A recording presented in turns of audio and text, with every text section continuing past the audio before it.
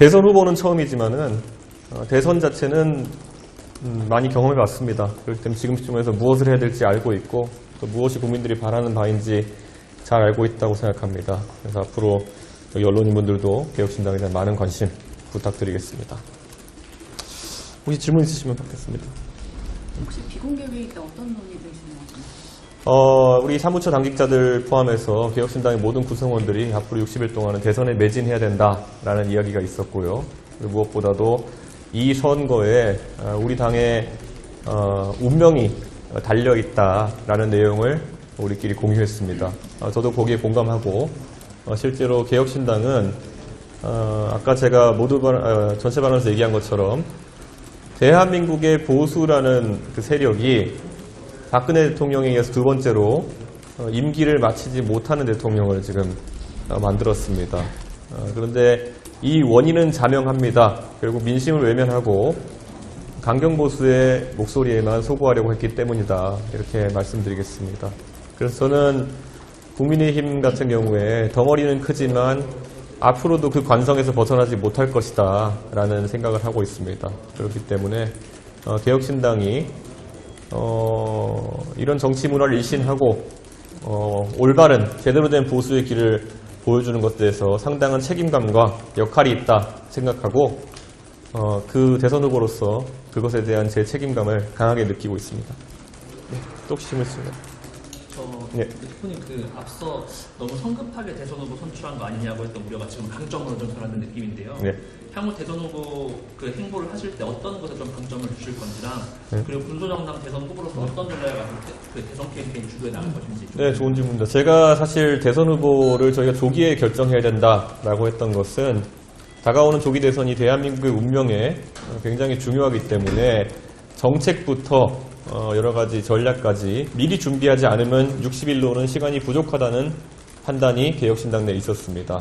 실제 저희의 예상대로 된 것이고 애초에 저희가 후보 선출을 서두른 것이 저희는 윤석열 대통령의 그런 행동이 무조건 헌법재판소에서 인용되는 결과로 나올 수밖에 없는 그런 중대한 헌법과 법률에 대한 도전이었다 이렇게 판단했습니다.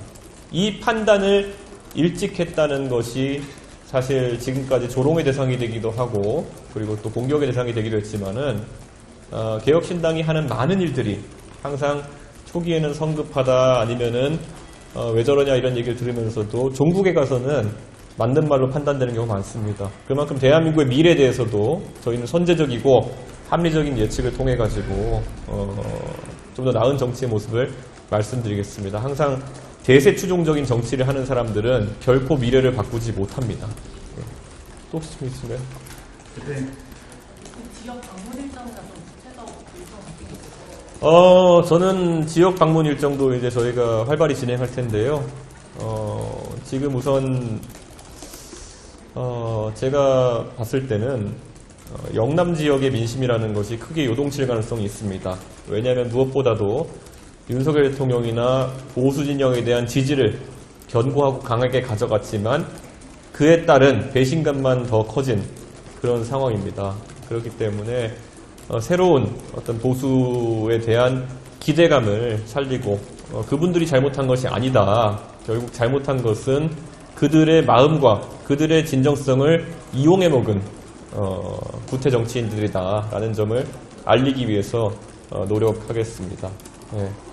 그 민심이 좀 대선 준비한 것과 달리 지지율 면에서 조금 유의미한 성과를 못 내고 있는데 좀 전략을 세울 수 있을까요? 지난 한 주 동안 갤럽 1%에서 빠졌다고 조롱하더니만은 또 오늘은 또 들어왔더라고요. 그러니까 그런 것이 사실 큰 변동이 있는 상황은 아닌 것 같고 다만 오늘 탄핵 인용을 기점으로 해가지고 지금까지 과연 국민들에게 어떤 사람들이 희망회로 섞인 거짓말을 일삼아왔고 어떤 사람들이 담백하게 진실을 이야기해왔는지는 명징하게 드러났다 이런 생각을 합니다. 앞으로도 진실되고 그리고 이 상황에 맞게 국민들께 저희의 생각을 말씀드리면은 당연히 충분한 변화가 있을 것이다 이렇게 판단합니다. 네. 대표님께서 후보님께서 이제 지속적으로 단일화는 없다는 취지로 말씀을 해주셨는데 조금 이른 시점이지만 보수 진영 내에서 후보 단일화 가능성 같은 건 없을까요? 이준석이 한 말 중에서 뭐 성급하다 이렇게 지적받는 부분이 있지만은 또 반대로 이준석이 뜻을 뒤집는 경우는 많지 않습니다. 그렇기 때문에 제가 사실 12월 3일 계엄의 날부터 생각했던 바는 윤석열 대통령의 망상도 비판받아야 될 지점이지만 저 사람에게 망상을 키워준, 저 사람의 망상에 맞장구 쳐주고 지금까지 심기경호해왔던 사람들의 잘못도 상당하다라고 저는 생각합니다. 그래서 그분들이 자신의 책임을 반성하고, 그리고 저는 오늘 제가 강하게 표현했지만 이번 탄핵 국면에서 중간 과정에서 저처럼 탄핵 인용을 확신하고 행보를 해온 것이 아니라 중간에 받은 글, 뭐 찌라시 이런 거에 낚여가지고 우왕좌왕했던 사람들이라면은 결코 대한민국의 운명을 맡길 수 없는 사람들이다, 이런 생각을 합니다. 이게 국내 정치니까 이 정도기 망정이지, 만약에 대한민국의 국운을 걸고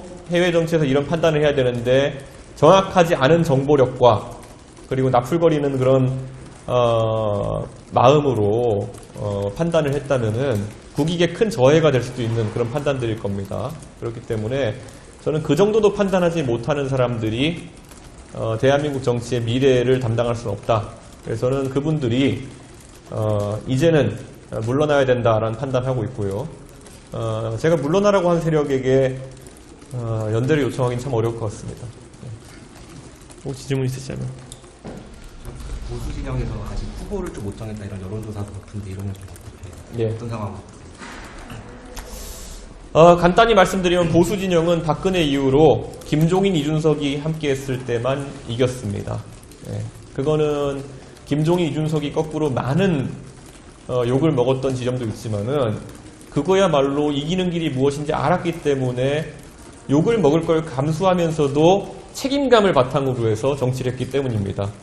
지금 저에게도 이 무너진, 이미 쇠락해버린 보수 진영의 가치를 되살리고 대한민국을 포퓰리스트의 손에서 구해낼 책무가 있다고 저는 생각합니다. 그래서 그 책임을 다하기 위해서 어떤 역할이든 마다하지 않겠다, 이렇게 말씀드립니다. 지금 제가 아까 나풀거린다고 표현했던 줏대 없는 사람들, 아니면 또 다른 우파 포퓰리스트 같은 사람들이 대한민국을 구할 수는 없다, 이런 인식을 가지고 있습니다. 혹시 그러면 김종인 위원장이 선대위원장으로 좀 올 수 있는 가능성도 열려 있을까요?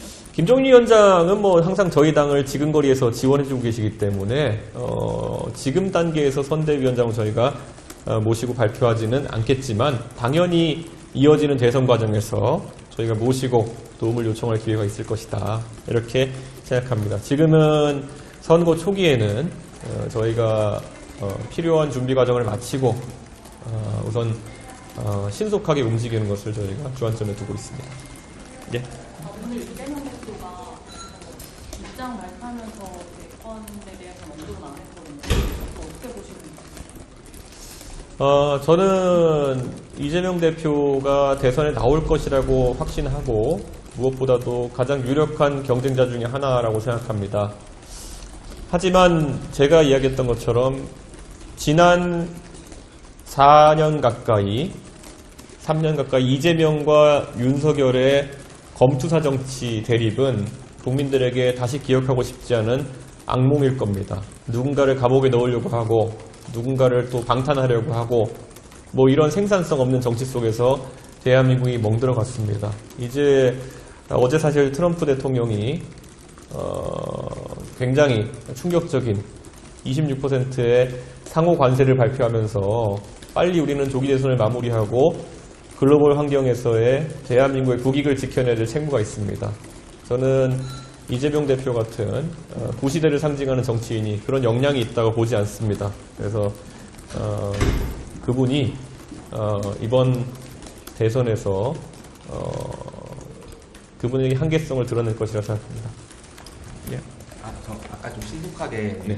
걸 강조하셨는데 주말 좀 어떤 일정들이 있으신가요? 예, 저희가 일정을 지금 몇 가지를 검토하고 있습니다. 그리고 뭐 공지는 최대한 빠르게 언론인들한테 할 수 있도록 그렇게 하겠습니다. 네. 감사합니다.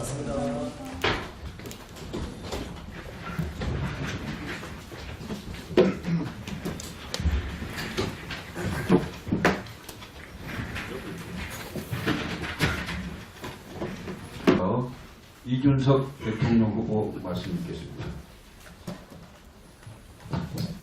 예, 많은 국민들이 지켜보셨습니다. 망상의 끝은 결국 파면으로 귀결되었습니다. 지극히 당연하고 상식적인 결정입니다. 오늘 헌법재판소의 판결을 보면서 저는 특별히 두 가지 지점에 주목했습니다. 하나는 윤석열 측의 부정선거 의혹 주장은 타당하지 않다는 헌재의 지적이고, 다른 하나는 윤석열은 선거를 통해 국민들을 설득할 기회가 충분히 있었다고 결정문에 적시한 점입니다. 모두 제가 국민의힘 대표로 있을 때 윤석열 대통령과 그의 핵심 측근들에게 주야장천했던 말입니다. 제가 국민의힘 대표로 있을 때 보수정당은 치렀던 선거마다 승리했습니다. 이준석을 쫓아낸 이후로 보수진영은 모든 선거에 줄줄이 패배하는 상황이 지속되고 있습니다. 국민이 집권 세력의 국정운영 기조를 바꾸라고 선거를 통해 요구했으면 집권당과 대통령은 마땅히 그것에 따랐어야 정상입니다. 그러나 이 모든 것이 부정선거 탓이다. 이 모든 것이 내부 총질하는 당대표 때문이다. 라는 망상에 빠져 있다가 오늘 이 지경에 이르렀습니다. 오늘 헌법재판소의 판결은 망상에 대한 판결이고, 이제는 정치권의 망상에 종치부를 찍어야 한다는 준엄한 결정문입니다. 긴 터널의 끝에 보이는 한 줄기 빛이 또 다른 터널의 시작이 되어서는 안 될 것입니다. 망상의 끝이 또 다른 망상의 시작이어서는 안 됩니다. 오늘부로 부정선거니 개몽령이니 하는 반지성의 언어를 쓰는 무지몽매한 정치 세력은 윤석열과 함께 공론의 장에서 완전히 사라져야 합니다. 그리고 또 하나 사라져야 할 악의 축이 있습니다. 부정선거 망상에 빠져서 계엄령까지 선포한 망상의 대통령이 지나간 자리에 국부펀드 만들어서 엔비디아 같은 기업 하나 만들어서 국민이 사이좋게 나눠 갖자는 망상의 경제관이 들어와서는 안 될 것입니다. 정치로 안 되니 무력으로 제압하려 했던 황당무계한 계엄령에 대한 심판이 오늘의 법적 판결이라면 한 사람 구속되는 걸 막아보겠다고 국회에서 압도적 다수 의석을 칼과 방패로 삼아 수십 차례 탄핵으로 정치를 마비시켰던 거대 야당에게도 국민은 선거로서 반드시 심판의 철퇴를 내릴 것입니다. 이제 또 바쁘게 대한민국은 새로운 대통령 선거를 준비해야 합니다. 이번에 선출된 대통령은 2030년까지 임기를 하게 됩니다.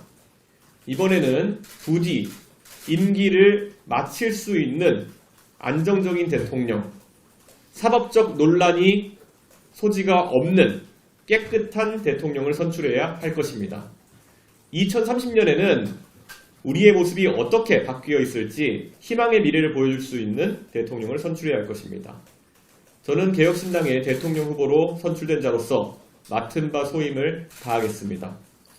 고리타분하지 않고 바른 말을 하는 보수 세력이 존재한다는 것을 더 소리 높여서 외치겠습니다.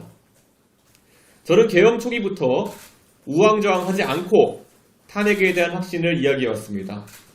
정치적 유불리를 따져 강경 보수 세력에게 소구해보고자 흔들렸던 사람들은 이제 젊음과 소신, 패기에게 길을 터주길 요청합니다. 저보다도 오래 정치를 했다면서 결정적인 국가의 위기 순간에 우왕좌왕할 수밖에 없었다면 그들의 시대는 간 것입니다. 12월 3일 계엄해방으로부터 정확히 123일이 지났습니다. 윤석열 대통령이 파면됐습니다. 긴 시간을 참고 기다려주신 국민 여러분께 감사드립니다. 오로지 헌법적 상식의 가치에 입각해 현명한 결정을 내려주신 헌법재판소에도 함께 감사의 말씀을 전합니다. 좌도 우도 아니고 이제 앞으로 갈 시간입니다. 앞으로 가겠습니다. 감사합니다.